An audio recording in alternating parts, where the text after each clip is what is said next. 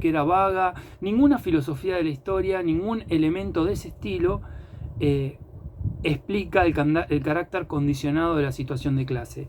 Es decir, que uno, ¿no?, se encuentra con ciertas características en su vida de acuerdo a su posición dentro del esquema de clases sociales, y que eso no obedece al mérito propio, por ejemplo, ¿no?, que es una idea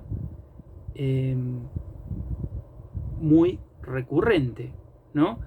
O, por lo menos, mejor dicho, dentro del término de Weber, relativiza muy fuerte lo que es el mérito propio, ¿no? Lo relativiza de un modo muy brutal, especialmente viniendo de alguien que políticamente estaba dentro de la centro derecha, ¿no? O sea, no estamos hablando de alguien que ustedes tal vez con un sesgo del sentido común piensen, no, bueno, este es un zurdo, como puede ser Marx y Engels, que ninguna duda que eran de izquierda, pero Weber no lo era, ¿no? Y volviendo a esta cuestión analítica, ¿no?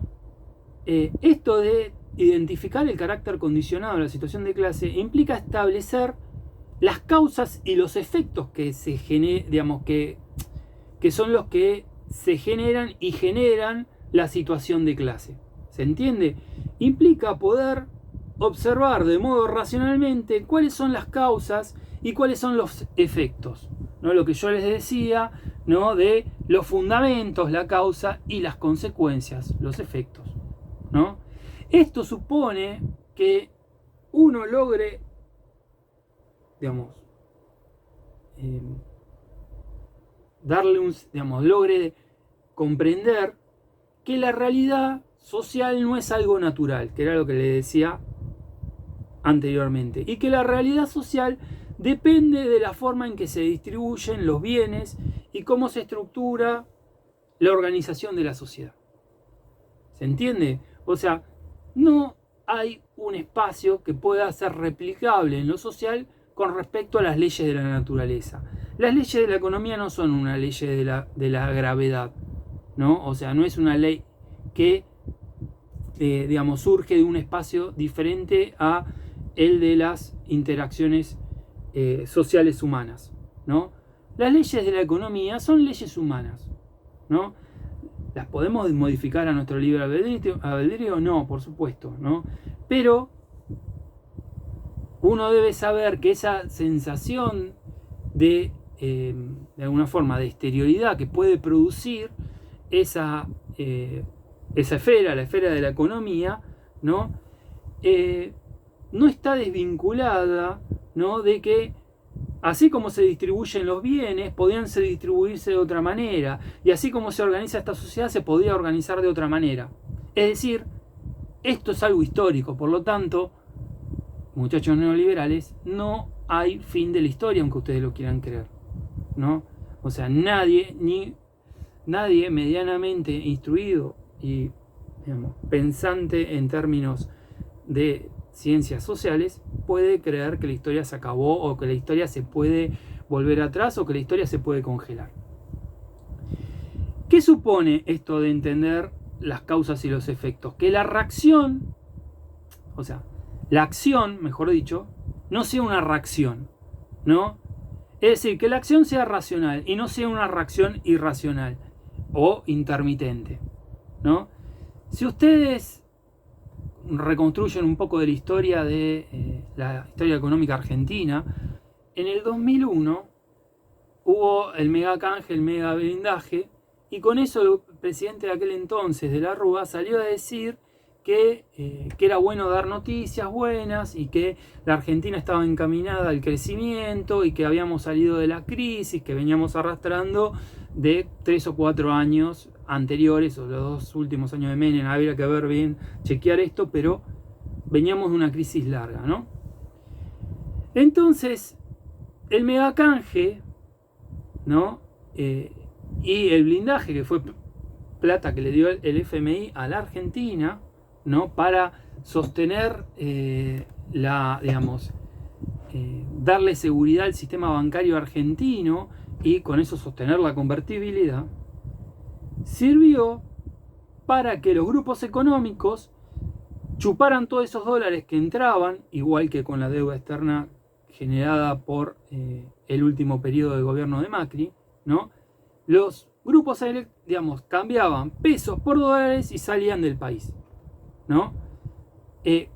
Pesos que valían un peso, lo cambiaban por un dólar y salían del país. ¿Qué pasó? Esto, el ahorrista de la clase media no tenía noción, porque, bueno, no saben nada de economía estas personas. Porque si uno sabía un poco de economía, tengo un viejo profesor de economía que a principios del 2001, la primera clase que nos dijo es: saquen, ¿cómo se llama?, toda la plata que tengan de los bancos, ¿no? Porque esto termina o en un plan Bonex. Estaba diciendo lo que después fue el corralito. ¿Y qué pasó con eso, no? Después salió mucha gente a golpear las puertas de los bancos, a indignarse, a esperar que el gobierno saliera a salvarlos, a enojarse con Duhalde porque dijo que el que había puesto dólares iba a poner dólares, como que si uno le fuera a creer, ¿no? Cuando era obvio que eso iba a pasar. Era obvio, porque ¿saben qué? La tasa de interés marca la tasa de desconfianza de una economía. Si yo te tengo que pagar a ustedes como banco mucho dinero para que pongan la plata en mi banco, es porque no confían en mí. ¿Se entiende? Es decir, si les tengo que dar una zanahoria muy grande, si les tengo que dar algo, una recompensa muy grande, es porque el riesgo también es muy grande. Entonces, en un país que tenía deflación, no solamente ustedes no lo conocían esto, pero en un país que no tenía nada de inflación, sino que incluso los precios bajaban, ¿no? Que te dieran tasas de interés del 30%, por ejemplo, en dólares, era, a ver, tiene cara de gato, tiene ojos de gato, tiene cola de gato, maulla, ¿no? Hace todo lo de un gato y era un gato, ¿no? Entonces, esa gente era totalmente irracional e intermitente en su acción. Eso no es una acción de clase, ¿no? Acción de clase supone, ¿no?, plantearse objetivos para cambiar esa situación condicionada como clase social. Acción de clase de parte de quién hubo? De la parte de lo que en términos marxistas llamaríamos burguesía, ¿no? Ahí sí hubo acción de clase, que era endeudar al Estado argentino con el FMI, ¿no?, para hacer la bicicleta de sacar todo el dinero. Es decir, para sacar todo el dinero, hacer una fuga financiera. ¿Se entiende? Ahí sí hay clase, ¿no? Esto es importante, porque si viene un economista a la televisión y les dice: no, el dólar sube porque la gente sale a comprar dólares, les está mintiendo. Acá en Argentina, de 40 millones de personas, había 4 millones que más o menos tenían poder para comprar dólares, ahorros. De esos 4 millones, ¿no?, muy pocos realmente tenían poder para mover la aguja de la oferta y la demanda, ¿no? Si aumenta el dólar es porque hay grupos muy grandes jugando a eso y le están marcando la cancha al gobierno y el gobierno se está dejando marcar la cancha. O sea, es eso. En los 80 fue un golpe de mercado lo que generó las hiperinflaciones. Entonces, eso es poder, eso lo genera. Entonces, la hiperinflación generó que toda la gente dijera: sí, la privatización es maravillosa. Miren qué maravillosos los servicios que tenemos después de 30 años de privatizaciones. Vean cómo estábamos en el año 89 y cómo estamos en el año ahora, con una economía totalmente en manos de privados, ¿no? O sea, estamos mucho peor. No digo que antes estábamos bien, estamos peor, ¿no? Entonces, hay que pensar, ¿no? Digamos, ¿cuál es la situación? Si uno es de clase media, ¿no? Ramiro, no sé si me lo decís en serio o me lo decís en chiste, lo de siempre tuvimos déficit, ¿no? Primero porque no es verdad, ¿no? El gobierno de Kirchner y la primera parte del gobierno de Cristina no teníamos déficit, ¿no? Pero el déficit sirve para bancar, entre otras cosas, pagar la deuda externa, que es ilegítima. ¿Se entiende? O el déficit sirve para que la gente tenga dinero para comprarle las cosas a los empresarios. O sea, ¿para quién sirve el déficit? Para las empresas, lisa y llanamente. Ahora, los que viven en la clase media, ¿no? En ese sentido, viven para gente como Macri y ese grupo, la clase media no aporta económicamente lo que se lleva, ¿no? ¿En qué sentido? En que se lleva más de lo que aporta, ¿no? De ahí las frases famosas de les hicieron creer que se podían comprar un celular, les hicieron creer, etcétera, etcétera, ¿no? Les hicieron creer que se podían comprar un plasma, etcétera, etcétera. Ellos entienden que la clase media es el mayor inconveniente que tiene la Argentina, ¿no?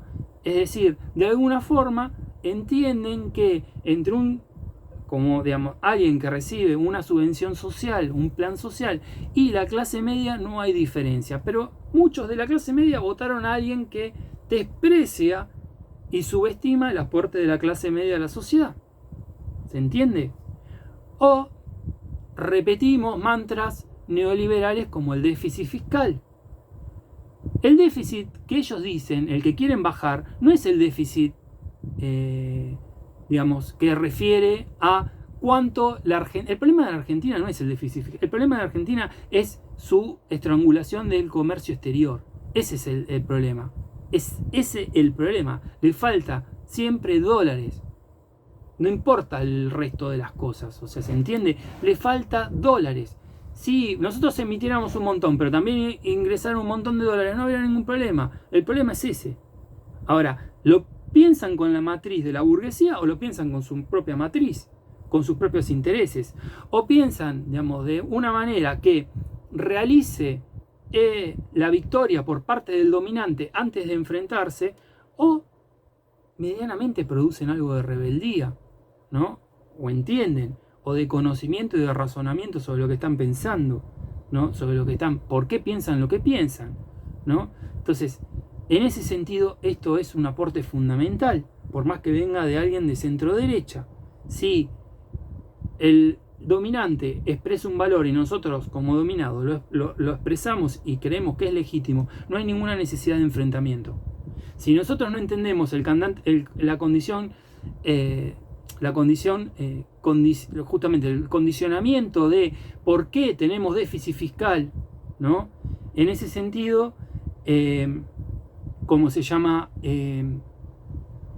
¿por qué estando los militares hay déficit fiscal? ¿Por qué estando los radicales? ¿Por qué estando el peronismo? ¿Por qué siempre hay déficit fiscal? ¿No? Si uno no entiende que es algo sistémico del modo de producción, esto es marxista, pero es algo sistémico de cómo funciona el capitalismo en Argentina, ¿no? Uno va a pensar, ¿no?, en cosas totalmente vacías, vacuas a nivel teórico, como el concepto de populismo.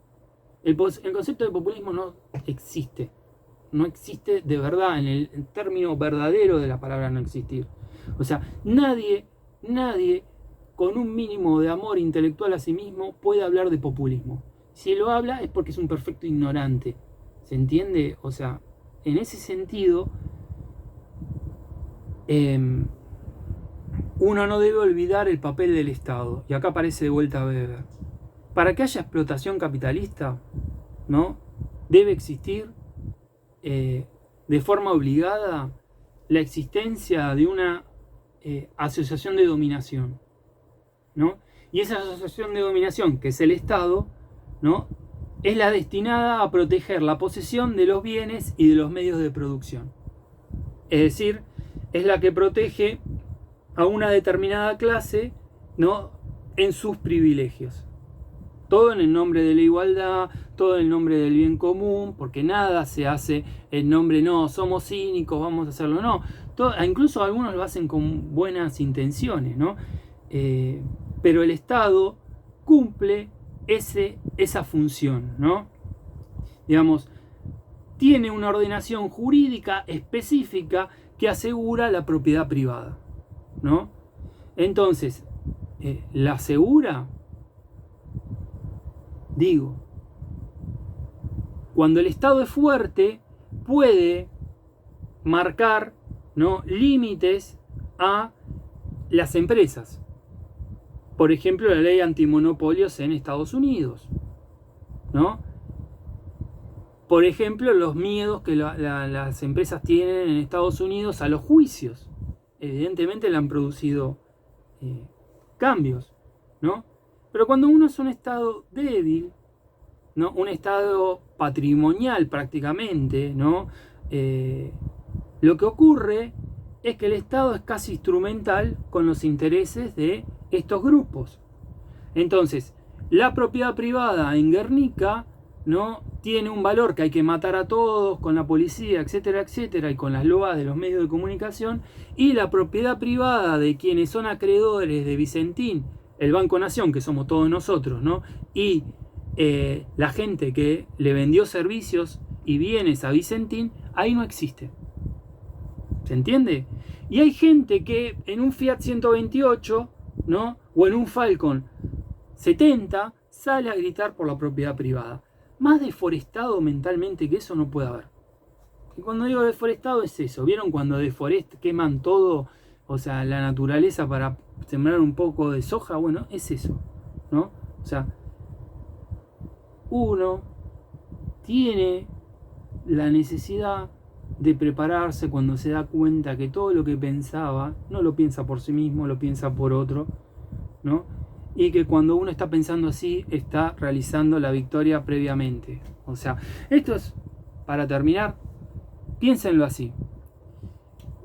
Ustedes ven que yo tengo el arco atrás. Durante tiempo tiré, ¿no? Con el arco. Sí, Romina, sí, tal cual. Lo peor que te podía pasar en un deporte individual es pensar que no le podés ganar al otro. Porque perdés seguro. Es así. Ya está. Salís derrotado, ¿no? Porque además te desconcentra. Probablemente el otro sea mucho mejor. O sea, tiré con monstruos. Pero lo que uno tiene que hacer es lo mejor que uno puede hacer en un deporte individual, ¿no? Si uno va a jugar al tenis con Federer, ¿no? Y es lo más probable que uno pierda. Ahora, lo que uno no tiene que hacer es errores no forzados, ¿no? Entonces, en la vida política hay errores que son errores no forzados y errores forzados.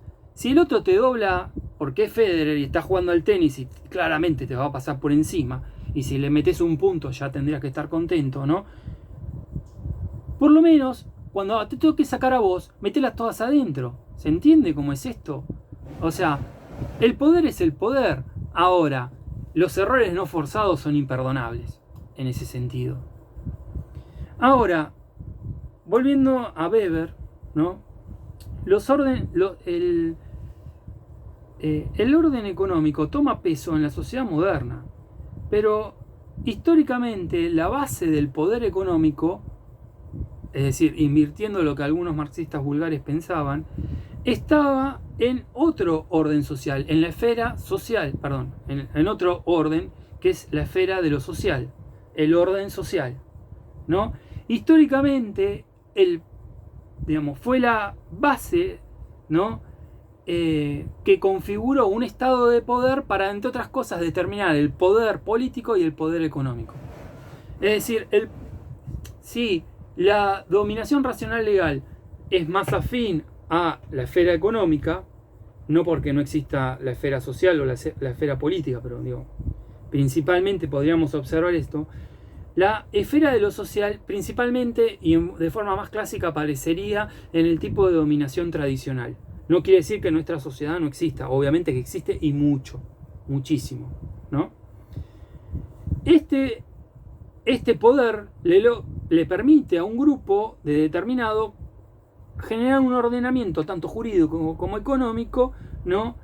Que constituye lo que se llaman estamentos. En la esfera económica se hablaba de clases sociales. En la esfera social se va a hablar de estamentos. Los estamentos son grupos de individuos que, reclaman en una asociación de dominación de forma efectiva, de forma real, lo reclaman y lo logran, una consideración y un monopolio de origen estamental, ¿no? Por ejemplo, la nobleza, ¿no? La nobleza reclama ciertos privilegios y los obtiene, ¿no? Y tiene el monopolio de esos privilegios. El origen de los estamentos puede ser por profesión. En la sociedad moderna ese ejemplo lo expresa el Poder Judicial. El Poder Judicial es un estamento, porque los jueces, si quieren no pagar ganancias, no pagan ganancias. Entonces no están igual a la ley como nosotros. Pero vean una cosa que es sencillita. Vayan al centro de San Isidro, donde está el Tribunal de San Isidro, y vean cómo los autos con chapa judicial estacionan donde se les ocurre. ¿Se entiende? ¿Por qué? Si cualquiera de nosotros estaciona mal, nos levanta una grúa el auto. Porque tienen otra consideración. También tienen otro régimen jubilatorio, ¿no? Que no es el de los común de los mortales, pero lo pagamos todos. O sea, ¿se entiende? O sea, si uno ingresa al Poder Judicial, nunca va a abandonar el laburo, nunca lo van a echar. Salvo que uno quiera dejar el trabajo, pero a lo sumo lo peor que le puede pasar es no ascender en la carrera. Pero uno esté tomando mate todo el día, no pasa nada, no hay ningún castigo, porque es un estamento. Otro estamento es los militares. Los militares tienen su propio foro de justicia, ¿no? Cuando Alfonsín, quería dar una solución al tema de las violaciones de los derechos humanos, juzgando principalmente a las juntas militares y no mucho más de eso, él primero manda a que juzguen a las juntas militares al poder militar. Y el poder militar dictamina judicialmente que la junta militar no había hecho nada malo. Por eso, frente al quilombo político que se armó, Alfonsín tuvo que recular y, como se llama, ir por la vía, civil. ¿Se entiende? Y ahí estuvo los famosos juicios a las juntas y demás, porque el poder judicial de los militares protegía a los militares, ¿no? Ahora, la forma histórica clásica es la herencia. Si, el papá de uno es el rey y uno es el hijo mayor, ¿no? De acuerdo a la sucesión, lo probable es que si mi papá fuera rey, yo sería el heredero del rey, porque soy el mayor de mis hermanos. ¿Se entiende? O sea, y depende en qué país. En Inglaterra yo tengo una hija, sería mi hija la reina, y en España sería mi hijo, que es más chico que mi hija, el rey. Es decir, por herencia se reciben ciertos privilegios. Si la reina de Inglaterra decidiera matar, no sé, a el primer ministro de Inglaterra, nadie le podría decir nada, porque la reina de Inglaterra no está alcanzada por las leyes de Inglaterra, porque ella es la soberana. Eso claramente es un privilegio estamental. ¿Se entiende? O sea, tiene un poder tan grande que no puede ser juzgada bajo ninguna manera, porque el soberano no puede ser juzgado. Esto es Hobbes en vivo y en directo, ¿no? Después puede ser un monopolio político, ¿no? Y hay uno muy interesante de los estamentos, que es la forma que la Iglesia Católica se da a sí mismo. Ustedes saben que en la Iglesia Católica no somos iguales los que fuimos bautizados, ¿no? Para empezar, solamente los varones pueden alcanzar a posiciones de mando y no cualquier varón, ¿no? Y hay diferencias, ¿no? Entonces tenemos toda una estructura similar a un ejército, ¿no? Donde en un punto llegan los obispos, que es el mayor líder del territorio, y después está el Papa. Eso se llama un monopolio heliocrático, donde mágicamente se decide quién ocupa el poder. Entonces, si viene el Papa, ustedes le tienen que besar el anillo y seguir un protocolo, como si no fuera una persona común, ¿no? ¿Por qué? Porque reclama ser el vicario de Cristo, ser el representante de Dios en la tierra. Miren qué pedazo de reclamo, ¿no? O sea, soy el representante de Dios en la tierra. ¡Wow!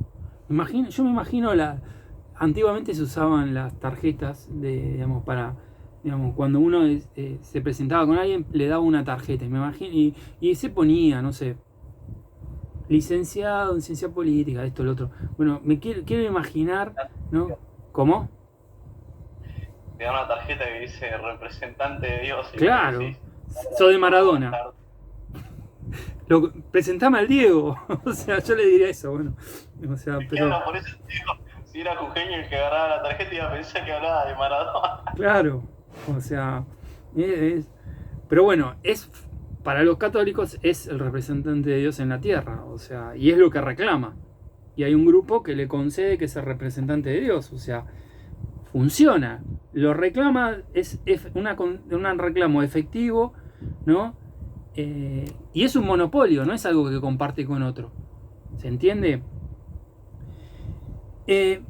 Esto genera una estructura social donde el grupo, el estamento, se diferencia de el resto de los grupos en base a una cualidad común, ya sea el origen patricio, digamos, o sea, el origen profesional, etcétera, etcétera, en una propiedad común que los trasciende, ¿no? Y eso Weber entiende, esta gente, porque él está pensando en Alemania de su época, los estamentos eran muy fuertes. Es decir, la burguesía ascendía económicamente, pero en términos políticos, el control político del Estado lo tenían los estamentos. Y en eso vuelvan a Bismarck y todo lo que se habló en las clases de Bismarck, ¿no? Y vean la importancia. Bismarck era un Junker, ¿no? En tanto, estamentos son grupos reales, no como las clases sociales que los puede distinguir analíticamente, pero no necesariamente tienen que tener entidad en la vida real de la sociedad. En este caso, los estamentos son grupos sí reales, porque digamos, están compuestos por individuos que orientan subjetivamente su acción en base a este orden estamental. ¿Se entienden por qué es real? Porque los que están ahí sí orientan su acción de forma estamental. En las clases sociales no necesariamente ocurre. Y la mayoría de las veces podría decirse no ocurre. La acción, digamos, la acción estamental, ¿no? Tiene ciertos principios organizadores que confieren determinan una especie de honor social. O sea, este poder se basa básicamente en el concepto de honor social, ¿no? Y ese honor social se alcanza en primero por pautas de consumo. Cuando Luis XIV, digamos, terminó Versalles, ¿para qué hizo Versalles? Versalles es un palacio enorme, es como una pequeña ciudad. Él lo que quería era a todos los nobles tenerlos juntos, ¿no? Y bajo su mirada, porque a los enemigos es mejor tenerlos cerca que lejos, dentro de esta óptica, ¿no? Entonces, él obliga a los nobles a abandonar sus tierras, ¿no? Y a vivir en Versalles. Ahí los cruzaba con sus espías, etcétera, etcétera. Y va constituyendo la condición que él es el mejor exponente de un rey absolutista. Pero además, una vez que uno vivía ahí, debía vivir de acuerdo a los patrones de consumo y a la manera de vivir de Versalles. Es decir, uno se debía vestir con ropas muy caras para vivir ahí. Debía pagar la renta de las habitaciones que le correspondían, que eran como departamentos, ¿no? Que también eran muy caras. Debía ir a las fiestas sociales, y las fiestas sociales implicaba también mucho dinero. Debía participar de los juegos de mesa, de cartas, donde se jugaba mucho dinero. Debía consumir bebidas y alimentos muy costosos. Es decir, el consumo es una marca fundamental del estamento. ¿Por qué lo hacía esto Luis XIV? Porque de esa manera los controlaba. Porque como se quedaban sin plata, ¿no? ¿Qué hacía Luis XIV? Les prestaba la plata. Y si te prestan la plata, después tienen control sobre vos. Ergo, Argentina, FMI 2020, es eso. O sea, el FMI va a ser el que gobierne con alguno que ponga la cara por el FMI. Porque no da a poner una colonia en Argentina. O sea, mejor que se autogobiernen y que hagan todo lo que quiera el FMI, un gobierno nacional y popular, como el actual, ¿no? Sin poner el rostro, ¿no? O sea, qué mejor manera de imperialismo que el FMI, no hay ninguna, ¿no? Pero bueno, volviendo a Luis XIV, Luis XIV tenía eso, o sea, era muy pillo, ¿no? Digamos, y además, como principios organizadores, además del consumo y la manera de vivir, está, digamos, ciertas convenciones comunes, digamos, ciertas convenciones de lo que es bueno, lo que es lindo, lo que es deseable, ¿no? Cuando la Argentina tenía una oligarquía floreciente, no un grupo empresario como tenemos actualmente que cree que es lindo Puerto Madero, ¿no? El oligarca argentino típico vivía en la Avenida Alvear, venía en lo que es hoy la Avenida Libertador, y tenía palacios que se traían a los mejores, ¿cómo se llama? Arquitectos y a los mejores artesanos de Europa para hacerlos. Y dicho sea de paso, y fíjense cómo el poder social determina el poder político y el poder económico, esos palacios los pagó el Estado argentino, es decir, lo pagamos todos nosotros porque ellos no pagaron nada. No pagaron esos palacios, ¿no? Sino este país cierra perfecto siempre, ¿no? Entonces ese individuo, una anchorena, vivía un rato en la Avenida Alvear, vivía otro rato en el campo, en el cual tenían también palacios, vivían otro rato en Mar del Plata, donde tenían que pasar todo el verano para no sofocarse con el calor de Buenos Aires en el verano. Mar del Plata, antes de ser popular, ¿no? Antes que las familias patricias argentinas sintieran que estaban siendo invadidos por, digamos, por la chusma, ¿no? Digamos, era un lugar muy oligarca. O sea, vayan al club de golf, vayan a todo, vean las viejas construcciones que todavía quedan y ahí están los rastros de lo que fue una ciudad, ¿no? Muy aristocrática. Y después la otra era irse a París.